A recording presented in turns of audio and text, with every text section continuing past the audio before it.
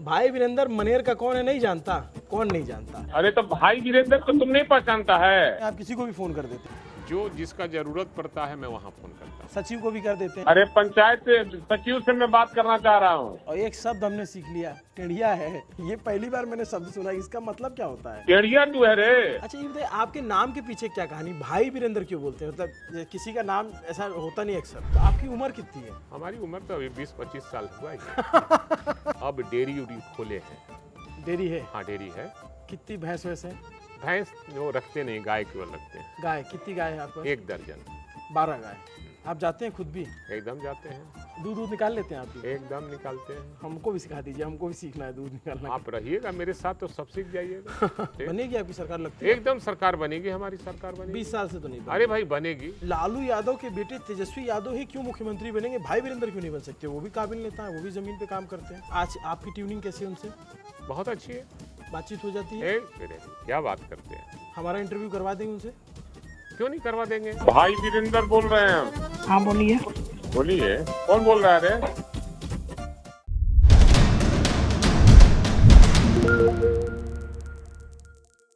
भाई वीरेंद्र मनेर का कौन है नहीं जानता? कौन नहीं जानता? जो पत्रकार है या फिर जो राजनीति में इंटरेस्ट रखता है वो भाई वीरेंद्र को जरूर जानता है। बिहार के लोग और पहले से जानते हैं, लेकिन एक ऑडियो कॉल वायरल हुई तो देश के बहुत सारे लोग जान गए। लेकिन इनका परिचय इससे कहीं आगे का है। ये 4 बार के विधायक हैं और चर्चित नेता हैं बिहार के। इनकी कमाल की जर्नी है और अभी चुनाव लड़ रहे हैं। इनके जो पटना शहर है, पटना ज़िला है, उसकी मनेर विधानसभा सीट है। इसलिए हम आए इनका इंटरव्यू करने के लिए। मेरा नाम अभिनव पांडे है, आप देख रहे हैं न्यूज़ पिंच। नमस्ते, स्वागत है आपका। बहुत धन्यवाद आपको। तो कैसा चल रहा है चुनाव आपका? बहुत अच्छा चल रहा है, लोगों का काफ़ी रिस्पांस मिल रहा है जी। और अपने रिकॉर्ड को हमेशा आगे तोड़ने का काम करते हैं। हाँ। और जनता इस बार और भी रिकॉर्ड बनाने का, और हम समझते हैं कि बिहार का रिकॉर्ड काम होगा जीत का।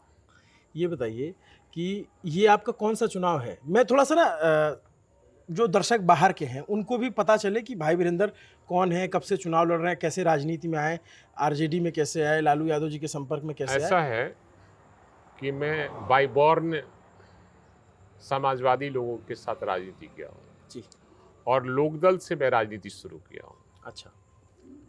और 1990 में टिकट के लिए मैंने प्रयास किया और आदरणीय लालू प्रसाद यादव जी और स्वर्गीय शरद यादव जी के सानिध्य में हम राजनीति शुरू किए और हमें टिकट मिल गया सिंबल 90 में, लेकिन फिर सिंबल वापस कराया गया। तब चक्र होता था सिंबल? जनता दल? जनता दल, हाँ हाँ हाँ, चक्र था। हाँ। तो उस समय सिंबल वापस कराया गया तो हम लड़ना नहीं चाह रहे थे। अच्छा।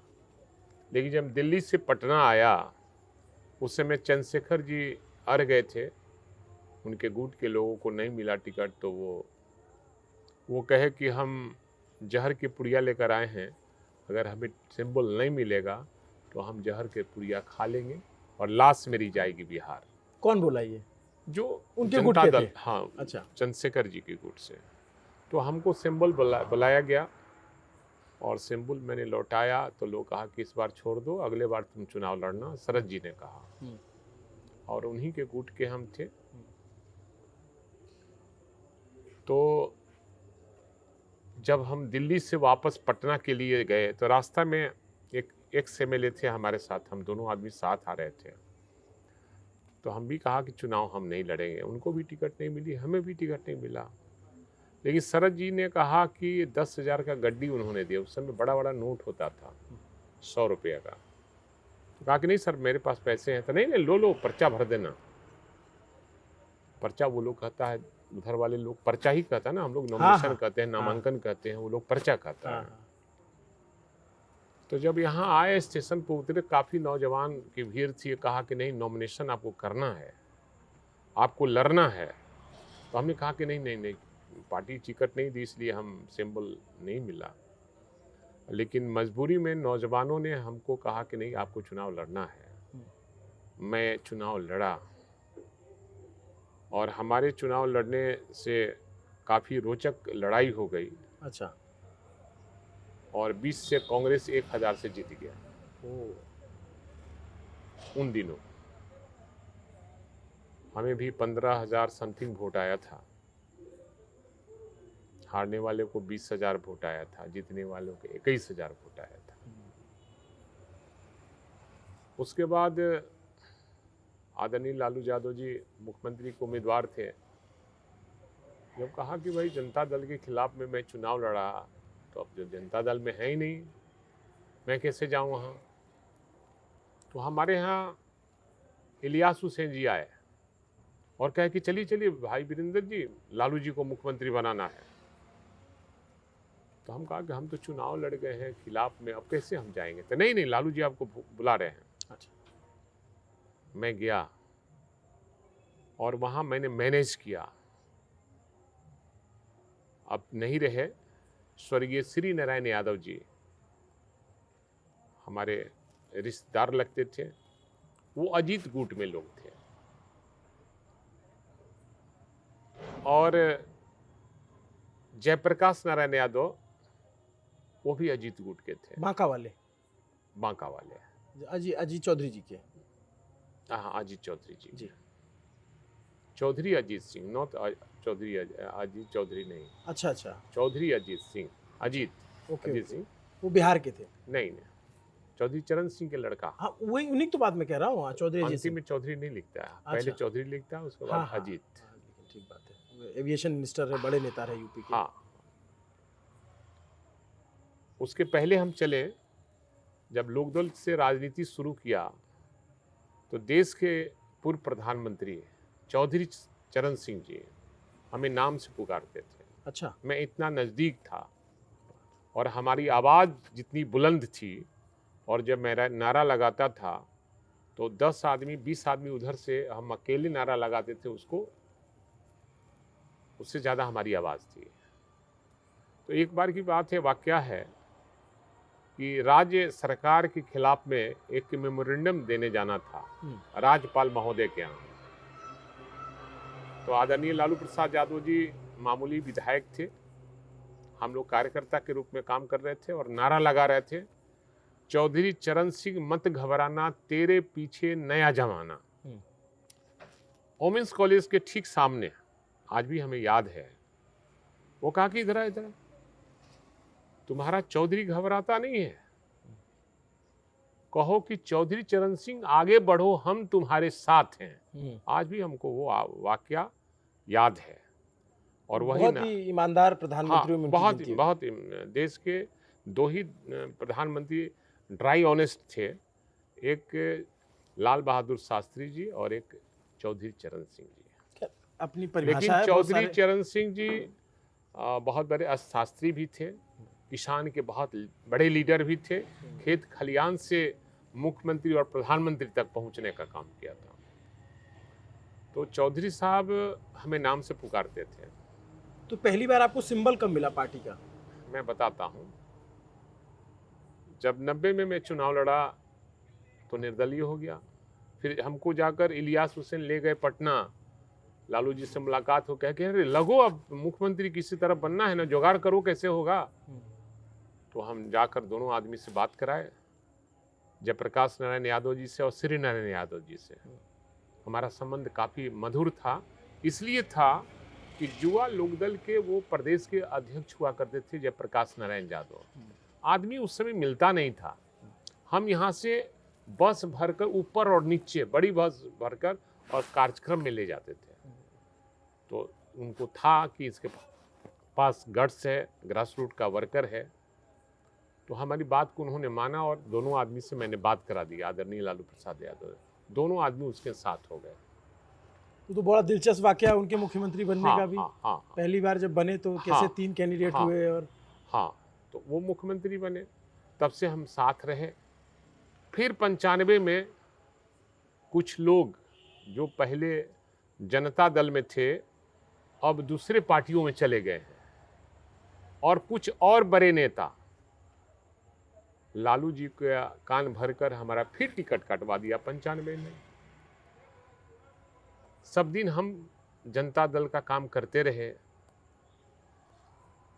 फिर मैं जनता से राय लिया, जब भी कोई काम करते हैं बिना जनता के मदद से हम नहीं करते हैं, उनकी राय मांगते हैं। लोगों ने कहा कि आप नामांकन कीजिए, नॉमिनेशन निर्दलीय भरिए। निर्दलीय चुनाव लड़े हम, हमें जनता जितवा दी। वो लालू जी का वेव था, तब भी जनता ने हमको पसंद किया। और संयोगवश कुछ ऐसे पदाधिकारी थे जो गिनती 3 दिन तक हमारा गिनती होते रह गया और हमको बाद में रिजल्ट नहीं दिया गया। रिजल्ट नहीं दिया गया हमें और डॉक्टर सीपी ठाकुर का। वो विक्रम से कांग्रेस से लड़ रहे थे, मैं यहाँ से निर्दलीय लड़ रहा था। अभी भी डॉक्टर सीपी ठाकुर जी हैं, उनसे पूछिएगा। उन्होंने कहा कि भाई वीरेंद्र जी चलिए यहाँ से, नहीं तो पुलिस मार कर खराब कर देगी। हमारे क्षेत्र में कई दिनों तक चूल्हा नहीं जला था। जब हमारा रिजल्ट हेल्डअप करके हमको हरा दिया गया तो जनता के यहाँ चूल्हा नहीं जला था, खाना नहीं खाया था लोग। मैं सब जगह गया, लोगों से आग्रह किया कि हम डरने वाले नहीं हैं और घबराने वाले हैं। अब छोड़िए, अब कौन पदाधिकारी किए थे कि चुनाव आयोग किया था, क्या किया था, आरजेडी जीती, इसकी चर्चा मैं नहीं करता हूँ। अच्छा। फिर 2000 में मैं 98 में समता पार्टी ज्वाइन किया। नीतीश जी हमारे यहाँ आए, शिवानंद तिवारी जी मेरे यहाँ आए, हमारी बातचीत हुई और मैंने रिस्क लिया और समता पार्टी का मैं एमपी जितवाया 98 में आरा पार्लियामेंट से। और 2000 में समता पार्टी का इकलौता जादव का पूरे बिहार में पहला इकलौता में विधायक बना, फर्स्ट एंड लास्ट। अच्छा। उसके बाद फिर लड़ाई बहुत हुई। फिर आपकी वापसी कब हुई आरजेडी में और क्यों छोड़ दिया नीतीश जी का साथ? आरजेडी हम थोड़ा स्वाभिमानी आदमी हैं, स्वाभिमान के साथ समझौता नहीं करते हैं। राजनीति हमारी पेशा नहीं है, राजनीति मेरी सेवा भावना है। और इसीलिए मैं राजनीति में हूँ कि हमसे किसी को लाभ मिल जाए। हम जनता के लिए प्रथम हैं, तब हमारा परिवार होता है। और जनता के दुख सुख में हमारा हाजिरी हमेशा लगते रहता है, इसलिए जनता भी पसंद करती है। वो तो मैं क्षेत्र में जाऊंगा तो पता लगेगा। हाँ। जब मैं लोगों से बात करूंगा, आप तो अपने मुंह से कहेंगे। नहीं, आप तो हम अपने मुंह से कहेंगे, लेकिन हमारा रिजल्ट तो देखिए ना, हमारा रिजल्ट तो देखिएगा ना कि हर बार क्यों अपने रिकॉर्ड को ही अपने से तोड़ते हैं। कारण क्या है? जनता का पसंद है, दिल को जीते हुए हैं, इसलिए जनता हमेशा हमको पसंद करती है। इक्वेशन आपके पक्ष में नहीं, इक्वेशन से हम नहीं जीतते, हमको सब जाति का वोट मिलता है। तो फिर आप आरजेडी में वापस कब आए? 2004 में सरकार गिर रही थी, हम लोगों ने 3 आदमी समता पार्टी को तोड़कर आरजेडी को समर्थन किया था। अच्छा, वो वाले इंसिडेंट में आप थे? यस। ओके। जब सरकार बचानी थी तो आप लोग आए और? हाँ, सरकार बची। फिर 2005 में हमारा टिकट काट दिया गया। वही लोग जो पहले हमारा खिलाफत करते थे, क्योंकि हम किसी के दरवाजे पर नहीं जाते हैं। हम लालू प्रसाद यादव जी हमारे नेता हैं, उनके यहाँ जाना आना मेरा काम था और किसी नेता के घर पर हम नहीं जाते थे। तो मतलब लोग का कहना है कि आप झुक के राजनीति करो, मैं शान से राजनीति करता हूँ। और आदरणीय लालू यादव जी को बड़ा भाई और गार्जियन के रूप में हमेशा हमने माना है। एक बात बताइए मुझे कि आपको तो वैसे लालू जी का बड़ा करीबी बताया जाता है, जो पटना के पत्रकार होते हैं, तो आपको भी 15 साल संघर्ष करना पड़ा पार्टी का टिकट लेने के लिए? नहीं, ऐसा नहीं कि लालू जी को किसी न किसी तरह से मैनेज कर लेता था लोग, कुछ बातें सिखाकर। तो पता नहीं क्या कारण था, क्या होता था, लेकिन लालू जी के आज भी मैं उतना ही फैन हूँ जितना पहले था। तो फिर कभी जब आए तो फिर दोबारा नहीं गए, फिर यही पार्टी में? हाँ, इसी पार्टी में। अच्छा, ये बताइए आपके नाम के पीछे क्या कहानी? भाई वीरेंद्र क्यों बोलते हैं? मतलब किसी का नाम ऐसा होता नहीं अक्सर। ऐसा है कि समाजवादी लोगों से हम जब पढ़ते थे, हाँ, तभी से समाजवादी लोगों से हमारा परिचय था। हमारे मामा जी भी 1969 में निर्दलीय एमएलए बने थे और मिली जुली सरकार में मंत्री भी बन गए। अच्छा, है ना। और 1977 में जेपी लहर थी, तब भी मेरे मामा जी निर्दलीय चुनाव जीते। तो एमएलए फ्लैट आने जाने का जब किसी को आदत लग जाएगी, तो पॉलिटिकल जितने लोग थे, उस समय आप नाम सुना होगा राम अवधेश सिंह जी का। जी राम इकबाल वर्षी जो पीरों का गांधी कहे जाते थे, जी मामा जी के डेरा के बगल में ही वो थे, जी। और उन लोगों को मामा जी ही मैं कहता था। अच्छा। तो उनका मीटिंग में जाना, उनका भाषण सुनना, तो मेरे मन में भी बात होती थी कि हम भी राजनीति करेंगे। ठीक है। लेकिन हमारा परिवार का अलाउ नहीं था, क्योंकि हम लोग दियारा के रहने वाले थे। अच्छा। मेरा गांव, जमीन, जायदाद सब कट गया। कहाँ पे पड़ता है ये दियारा? ये सामने ही नीलकंठ टोला गांव का नाम था, पटना जिले में? यानी यही प्रखंड में। अच्छा, प्रखंड में। हमारे फोर फादर अच्छा। जो थे वो 1937 में अपने गांव में विद्यालय खोला, अपना जमीन दान देकर अपने पैसा से विद्यालय, मिडिल स्कूल और कन्या विद्यालय खोलने का काम किया, 2 स्कूल।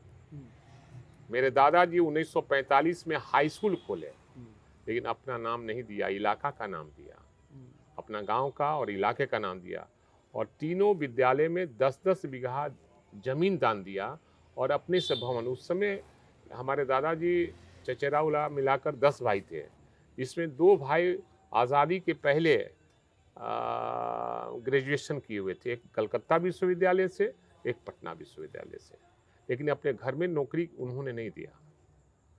वो दिया बाहर के जो लोग हैं, जो गरीब गुरबा पढ़े लिखे लोग थे, सबको उसमें सेटल करने का काम किया। तो आपकी फैमिली हमेशा पढ़ाई के बैकग्राउंड से और जमींदार बैकग्राउंड से रही? हाँ। लेकिन वो नहीं बताया आपने कि नाम कैसे आपका पड़ा भाई वीरेंद्र?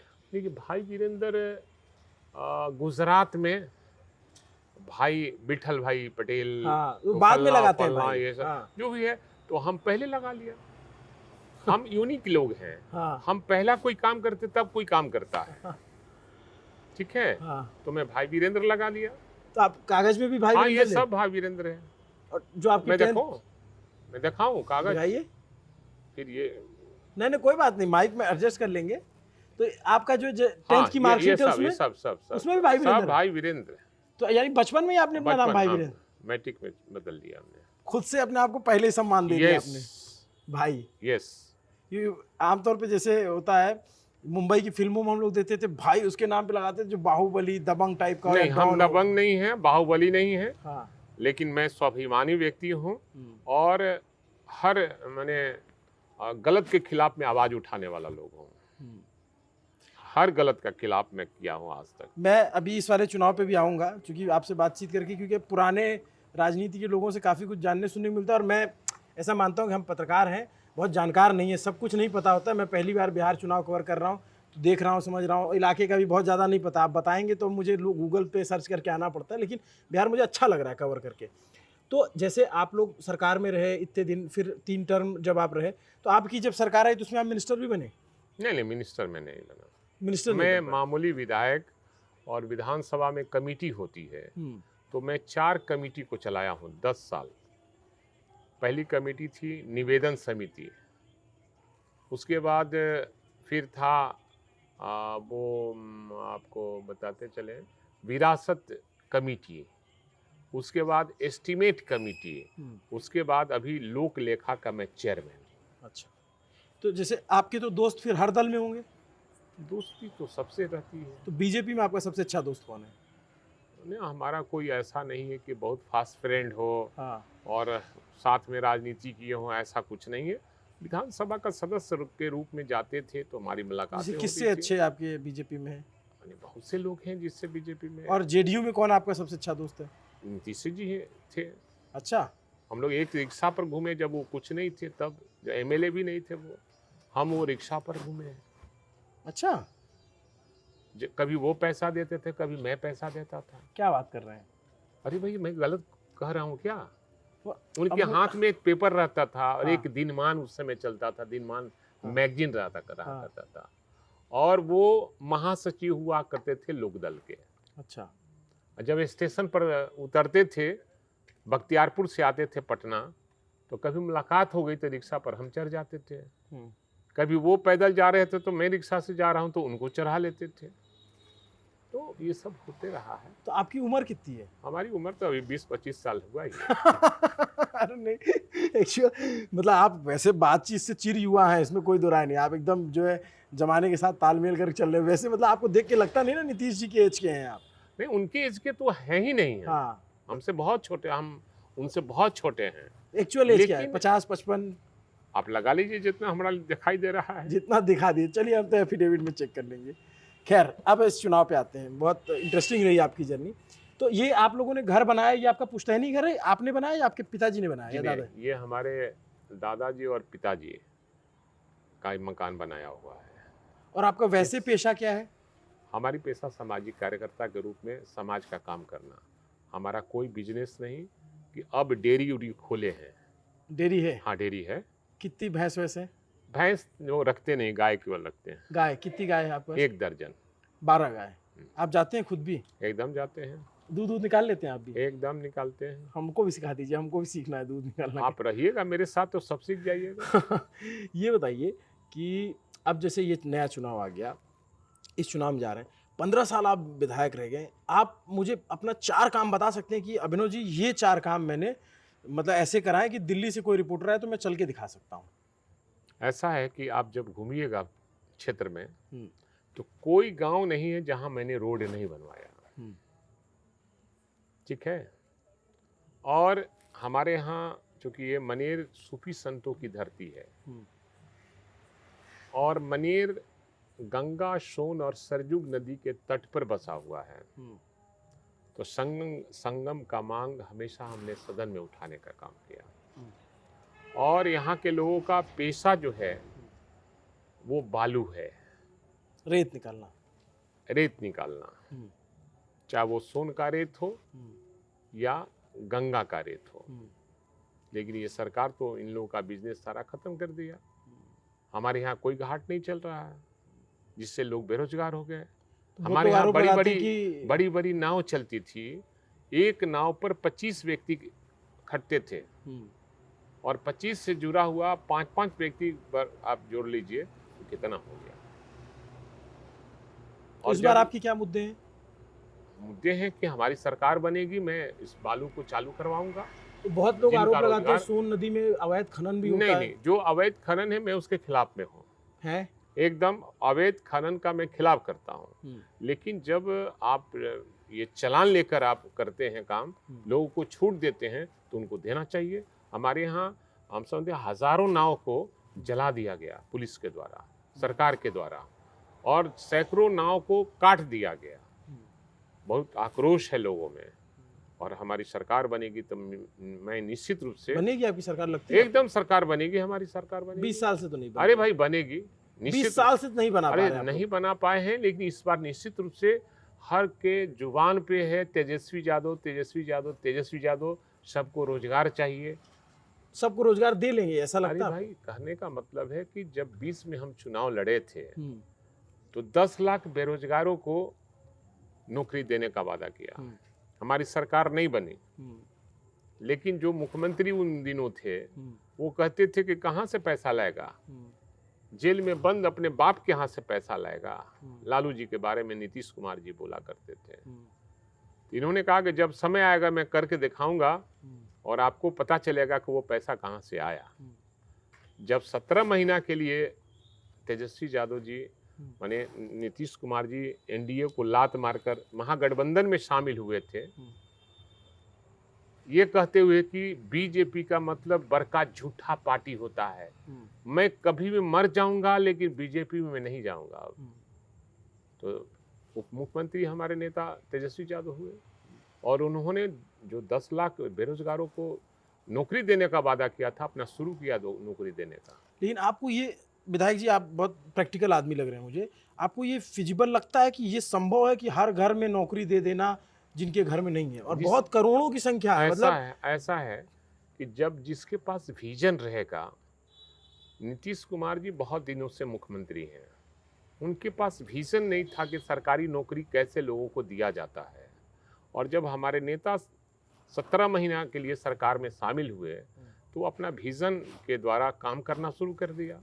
तो हमारे नेता तेजस्वी यादव के पास विजन है, बिहार कैसे विकास करे और कैसे हम पलायन को रोकने का काम करेंगे और हर घर में एक सरकारी नौकरी हो, इसका भी ख्याल रखेंगे। कोई एक दिन सरकार बनने पर तुरंत नहीं दे देगा, अच्छा। लेकिन उनका प्रयास रहेगा कि 5 साल के लिए जब हम चुने जाएंगे तो निश्चित रूप से अपने वादे को हम सरजमीन पर उतारने का काम करेंगे। मतलब आप समझ रहे 14 करोड़ बीजेपी बिहार की आबादी है और कम से कम 3 करोड़ परिवार होंगे और मान लीजिए उसमें से 26-25 लाख लोग सरकारी नौकरी करते हैं, उससे कम भी संख्या है, मुझे एग्जैक्ट नंबर नहीं पता, तो जो संख्या लाख में पूरी नहीं हो रही वो करोड़ तक कैसे लेके चले जाएंगे महाराज आप लोग? देखिए उनके पास विजन है, आने दीजिए सरकार, तब इस पर जब इंटरव्यू लीजिएगा तो मैं बताऊंगा। अच्छा एक बात बताइए, आप तो बहुत करीब से देख रहे हैं, लालू यादव और तेजस्वी यादव में क्या फर्क नजर आता है आपको? देखिए लालू यादव जी गरीबों के मसीहा रहे हैं और वो छात्र नेता थे। जब जेपी आंदोलन हुआ था तो उन्होंने ही जाकर जेपी को नेतृत्व करने का आग्रह किया था। जेपी को कोई जानता नहीं था। ये जरूर बात है कि जो इतिहास पढ़ने वाला लोग हो, जेपी को जानते थे, इसलिए कि आंदोलन में वो हजारीबाग जेल से निकल कर भाग गए थे। सब लोग जानता था वैसे लोग तो हैं। जेपी तो आज़ादी हाँ, की लड़ाई में भी रहे। आज़ादी के बहुत से लोग नहीं जानते थे, लेकिन जब छात्र आंदोलन में आए, आदरणीय लालू यादव जाकर आग्रह किया कि आप इसको ये कीजिए। उन्होंने पहले वादा कराया कि तुम लोग भागोगे कि नहीं ना, और वही आंदोलन में उनका नाम उसी समय से लोग जानते हैं। और उसके बाद समय मिला जब मुख्यमंत्री के रूप में हुए तो गरीब के घर में, मुसहर के घर में, दलित के घर में जाकर खाना खाते थे, उसका नाक पोंछते थे, उसको नहलवाने का काम करते थे, उसका घर बनवाने का काम करते थे, उसका वृद्धावस्था पेंशन दिलवाने का काम करते थे। तो लालू यादव गरीब के नेता हैं। जो भी आज है, जो खाट पर बैठ रहा है, कुर्सी पर बैठ रहा है, अगर शान से कहीं चल रहा है, ब्लॉक में जा रहा है, तो वो देन है आदरणीय लालू प्रसाद यादव जी का। और फर्क क्या हुआ? मैं तो ये सवाल था कि तेजस्वी और लालू में फर्क नहीं, वो उनके लड़के हैं। लालू यादव का भी गुण तेजस्वी यादव में है। उनमें भी गरीब के प्रति बहुत सोचने का मौका मिला है, नज़दीक से देखने का मौका मिला है। जब पिताजी को देखा उन्होंने तो सीखने का तो बहुत। मैं इससे आपकी जवाब से 2 सवाल मेरे दिमाग में। एक तो लालू जी की सरकार में से लोग मिलते हैं ना बिहार में, तो ये बात सब बोलते हैं कि उन्होंने सामाजिक न्याय को लेकर के काफ़ी काम किया, जो आवाज़ें दबी हुई तो उसे आवाज़ दिया। लेकिन फिर एक दौर ऐसा आया कि जब चीज़ें इतनी वायलेंट हो गई कि उसको फिर जंगल राज का नाम दिया गया, क्योंकि इतने सारे नरसंहार हुए, बारा में हुआ, यहाँ बाथे में हुआ, तमाम जगहों पे।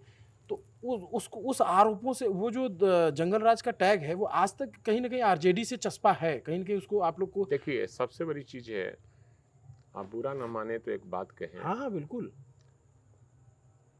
जो सामाजिक न्याय की लड़ाई लड़ने वाला लोग है, उसको हमेशा नीचा दिखाने का काम हर जगह से दिखाने का काम किया गया। इसलिए उसको जंगल राज कहा गया। इसलिए गरीब अपनी मांग को उठाने लगा, आपके सामने सर उठाने लगा तो जंगल राज हो गया। आज मंगल राज है क्या? आज तो जंगल राज का भी हर व्यक्ति अपने आप को असुरक्षित महसूस कर रहा है, चाहे वो पत्रकार हो, चाहे किसी दल का नेता हो, चाहे वो छात्र हो, छात्राएं हो, महिला हो, मजदूर हो, किसान हो। हर व्यक्ति अपने आप को असुरक्षित महसूस कर रहा है बिहार में। तो इसको कोई ये नहीं करता है, ना कोर्ट कहती है इसको जंगल राज, महाजंगल राज, और ना पत्रकार लोग कहते हैं। पहली बार तो हाई कोर्ट के एक जज ने इसलिए कि लालू यादव गरीबों का नेता थे, इसलिए उनको डिमोरलाइज करने के लिए शब्द बोला गया था। लेकिन उन्होंने जो उत्थान किया है बिहार में, शायद किसी ने नहीं किया है। खैर, तो जनता जज करेगी। दूसरी बात ये कि बहुत सारे लोग ये कहते हैं कि लालू यादव के बेटे तेजस्वी यादव ही क्यों मुख्यमंत्री बनेंगे, भाई वीरेंद्र क्यों नहीं बन सकते? वो भी काबिल नेता है, वो भी जमीन पे काम करते हैं। ये तो जनता तय करती है ना जी। जनता अगर तेजस्वी यादव जी को मानती है नेता, तो कोई दूसरा कैसे हो सकता है? कोई किसी को प्रोजेक्ट करने से केवल नहीं होता है, जनता के दिल में स्थान होना चाहिए।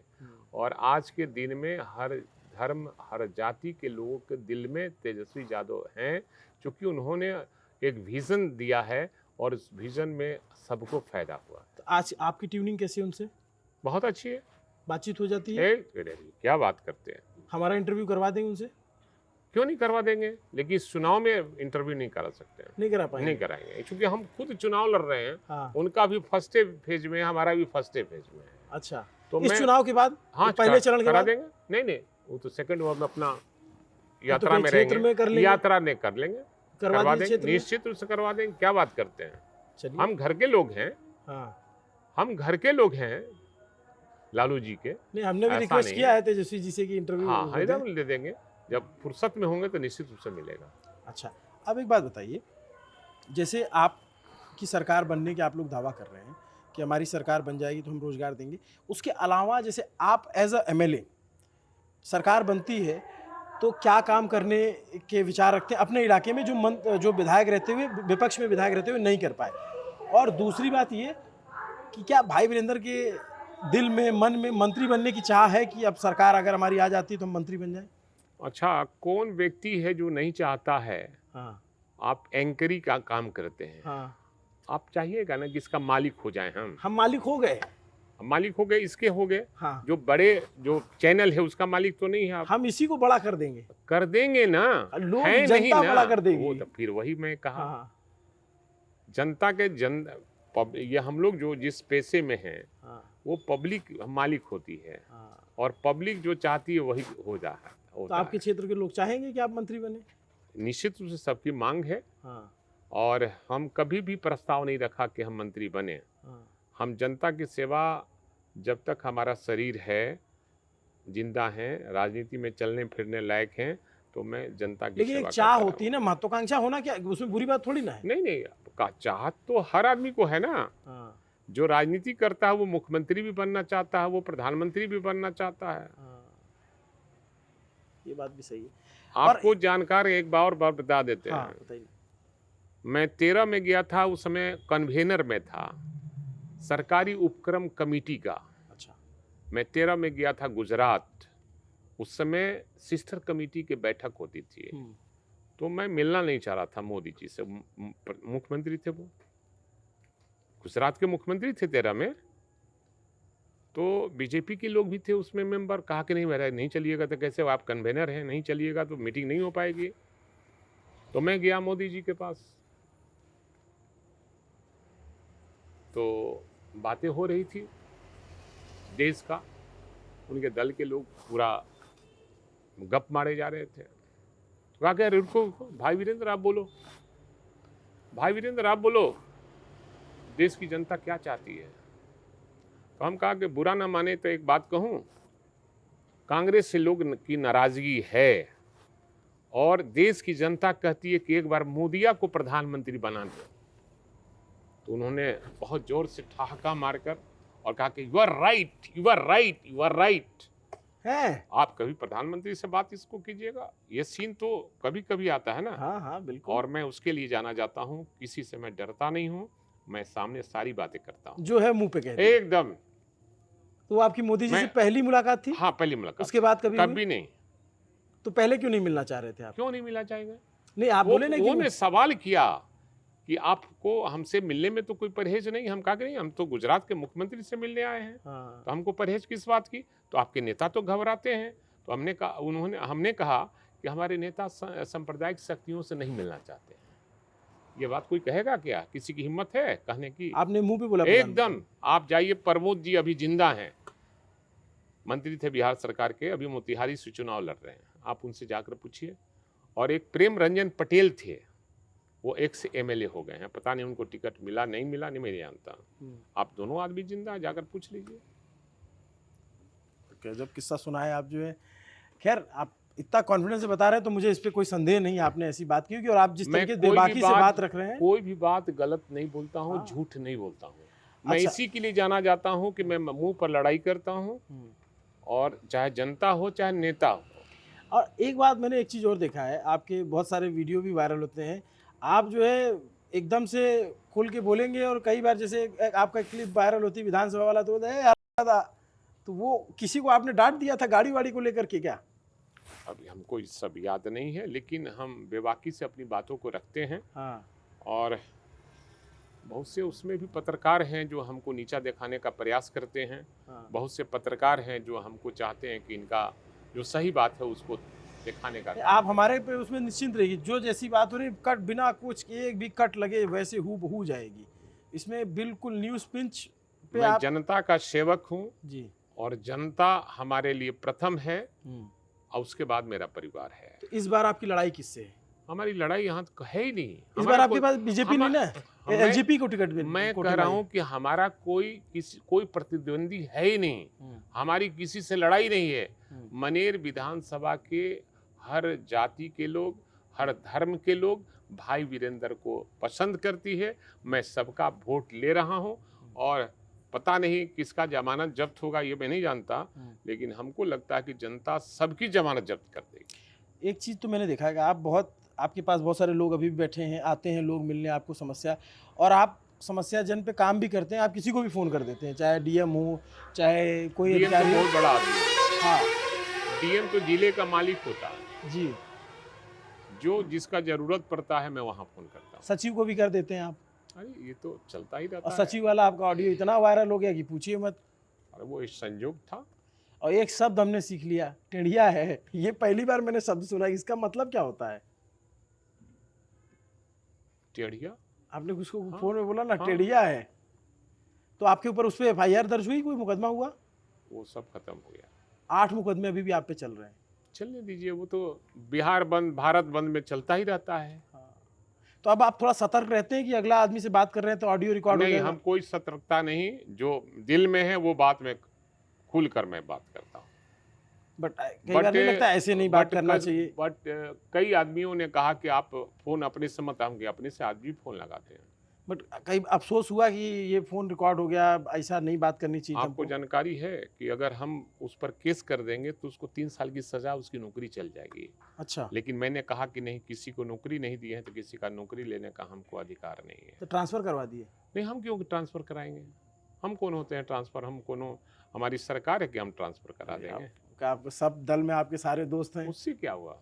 ऐसा नहीं। अच्छा, एक बात और बता दीजिए मुझे, आरजेडी और कांग्रेस के गठबंधन में इतना रस्साकसी क्यों हो गई? आप तो बहुत करीब से देखते हैं। ये पत्रकार लोग चैनल चलाता है और मीडिया कर्मी चलाते हैं, चाहे वो प्रिंट मीडिया हो चाहे इलेक्ट्रॉनिक मीडिया हो। क्योंकि मोदी मीडिया चाहती है कि दोनों में कहीं ना कहीं रस्साकसी दिखाएं, लेकिन all is well, Mahagathbandhan all is well, कहीं और कुछ आज नहीं तो है। तेजस्वी जी को सीएम डिक्लेयर कर दिया आपने, मतलब आपके अरे भाई, गठबंधन ने। पहले ही डिक्लेयर था। आप लोग ऐसा कहते थे इसलिए आज फिर से कहना पड़ा। वो तो पहले ही डिक्लेयर थे। और अभी उधर एनडीए से अभी फेस डिक्लेयर नहीं हुआ है। उनके पास कोई नेता ही नहीं है जिसके नाम पर 2 वोट मिल जाए। हमारे पास तो नेता हैं जिसके नाम पर पूरा बिहार टूट पड़ता है, नौजवानों के आइकॉन हैं। नीतीश कुमार जी हैं, लेकिन उनको डिक्लेयर तो अभी नहीं किया है अभी तक। तो आप तो खुद जान रहे हैं। हाँ, अभी तक तो नहीं किया है, मतलब उनकी तरफ से कोई नेता डिक्लेयर नहीं हुआ है। तो आप इस बार जो है कुछ प्रिडिक्शन देना चाहेंगे हमको कि क्या रिजल्ट किस दिशा में जाएगा? नंबर प्रिडिक्ट करना चाहेंगे कुछ कि इतने सीटें आ सकती हैं? देखिए, महागठबंधन की सरकार बनेगी और आप भी पत्रकार हैं, आप भी घूमते होंगे तो सब जगह पता चलता होगा। और जिस तरह से सीटों का बंटवारा महागठबंधन में हुआ है, वही साबित करता है कि इनकी सरकार बनने जा रही है। और मुकेश सहनी जी को आप लोगों ने डिप्टी सीएम का उम्मीदवार भी घोषित कर दिया, वो भी एक बड़ा पॉलिटिकल गिमिक माना जा रहा है। नहीं, गिमिक नहीं, एक गरीब का बेटा और सहनी अति पिछड़ा का बेटा को अगर उप मुख्यमंत्री बनाया जाता है, इससे सौभाग्य की बात और क्या हो सकती है? अब उनके पास तो पर्याप्त पैसा हो तो फिल्म भी बनाते थे। और अब ये पैसा के बारे में हमको जानकारी नहीं। अच्छा, पैसा से हमको याद आया कि एक सवाल और पूछ लूँ, नहीं तो लोग कहेंगे ये तो पूछा नहीं। आपकी भी संपत्ति जो है दिन पे दिन बढ़ी है। 5 वाले चुनाव में देखिए तो कुछ लाख थी, फिर कुछ लाख हुई, पिछले चुनाव में देखिए तो 1 करोड़ हो गई, इस चुनाव में देखिए तो 2 करोड़ हो गई। तो ऐसे ये आपकी संपत्ति कैसे बढ़ रही है? देखिए, हम जमीन जायदाद वाले लोग हैं। हाँ, हम जमींदार के पोता हैं। हाँ, है ना? और हमारे गार्जियन लोग बिजनेस करते थे। बहुत बड़ा होलसेल था हमारा मक्खन घी का कलकत्ता में। 5 मकान मेरा वहाँ था। अच्छा, जी हाँ, ठीक है।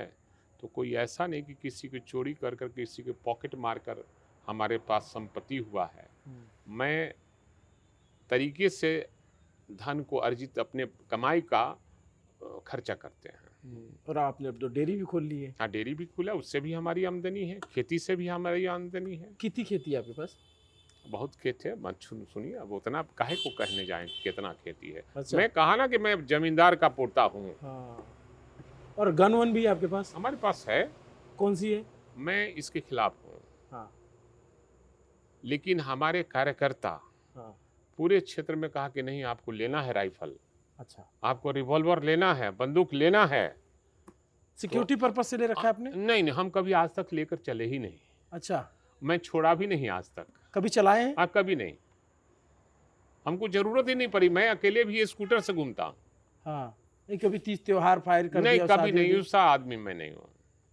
हमारा वो शौक नहीं है, बस लेके रखा है। मेरी लोगों का भावना था कि नेताजी के पास राइफल बंदूक होना चाहिए। तो कौन कौन सी है? राइफल है?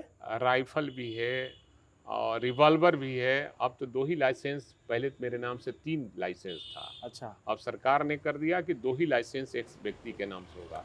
मेरे पास तीनों था। तो एक राइफल है, दो नाली या सिंगल नाली? नहीं, सिंगल नाली, उसमें 5 गोली अटती है। 5? हाँ, रिपीटर गन जिससे कहते हैं, वो वाली जो? यस, रिपीटर गन कभी यूएसए का है। कभी आपने प्रैक्टिस की उस पे? नहीं, हम उसका छूते तक नहीं है। तो आपको उसकी खासियत कैसे पता है, मतलब जब? नहीं, अब तो लोग को देखते हैं ना। अच्छा, आपने सुरक्षा में जो लोग रहते नहीं, हमारे सुरक्षा में कभी राइफल, बंदूक, रिवॉल्वर नहीं चला है। सिक्योरिटी लेके नहीं चलते? कभी नहीं। जब विधायक बने तो सिक्योरिटी मिला। तो वैसे आपका पर्सनल सिक्योरिटी गार्ड? नहीं, एक भी नहीं। बाउंसर रखता है लोग, बड़का नेता लोग। आजकल छोटकनियों नेता रखता है सब बाउंसर, जब चुनाव होता है, रील बनता है उस पे जो है। जी नहीं, हम ये सब नहीं रखते हैं। हाँ। जनता जो हमारे लिए वही सिक्योरिटी है। हाँ। और रिवॉल्वर कौन सी आपकी? वो आपके प्रदेश की कानपुर वाली। कानपुर वाली है? हाँ जी। वाह। और जैसे आपने बोला कि सिक्योरिटी नहीं रखते, रील नहीं देखते, आप सोशल मीडिया चलाते हैं? इंस्टाग्राम हम चलाते हैं? ये भाई, हमको जानकारी कम है इस सब चीज़ का। हाँ। ठीक है, लोग सोशल मीडिया चलाते हैं, फेसबुक चलाते हैं। हाँ। और हमारा कुछ समर्थक हैं वो चलाते हैं, लेकिन मैं फेसबुक से ज़्यादा लोगों से मिलता हूँ। हाँ। इसलिए फेसबुक चलाने की हमको आवश्यकता ही नहीं है।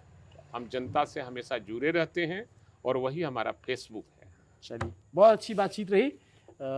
लाइट कट गई है, ये हम लोग मनेर में बैठे हैं, कहीं तो बत्ती गुल हुई है, ये आप वाला यहाँ को लाइट कट गई, लेकिन इंटरेस्टिंग बातचीत रही। आप लोग इस पर कमेंट करके ज़रूर बताएंगे। लेकिन इतना तो हमें पता चल गया कि भाई वीरेंद्र बहुत बेबाकी से सारे सवालों के जवाब देते हैं और सारे सवालों का सामना करते हैं, सारे सवालों को सामने से डील करते हैं और बहुत झुंझलाते नहीं हैं, बहुत आसानी से बातचीत कर लेते हैं। आपसे बात करके बहुत धन्यवाद आपको भी। Thank you so much.